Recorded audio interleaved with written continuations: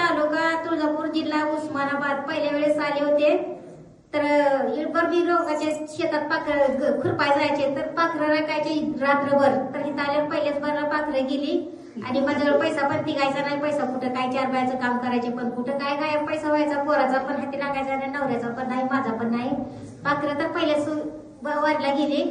पण आता व्यवस्थित सगळं चाललंय चांगलं चाललंय पोरग पण चांगल्या मार्गाला लागले पोरानं 40,000चं कॉम्प्युटर खरेदी केलंय बारकीना झाली इथं आल्यावर लग्न लॉकडाऊन मध्ये झालं लय तंगी होती पण बेंड लावून लगीन केलं तर मला कुणी सुद्धा अडवलं नाही व्यवस्थित लगीन सुभाष बाप्पाच्या ताकदीने झालं टाळ्यांच्या गजरात स्वागत करूया. येगामध्ये झालं आणि पोरगी पण येगामध्ये झाली पण पोरगी 3.5 वर्षाची आहे पोरगी कॉम्प्युटर चालवती आणि असंच आशीर्वाद सुभाष बाप्पाचा आम्हाला भेटावा म्हणून एवढी कळकळीची विनंती पाखरं राखायची बंद केली का पहिल्याच वारी बघा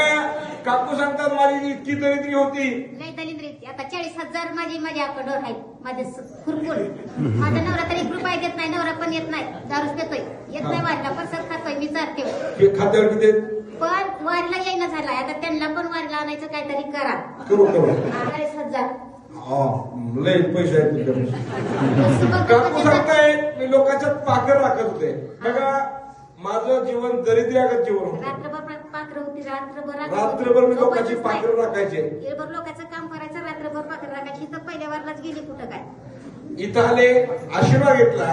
इतकं छान झालं आता माझ्या खात्यावर 40,000 रुपये आहेत आता मी खूप छान चाललंय माझं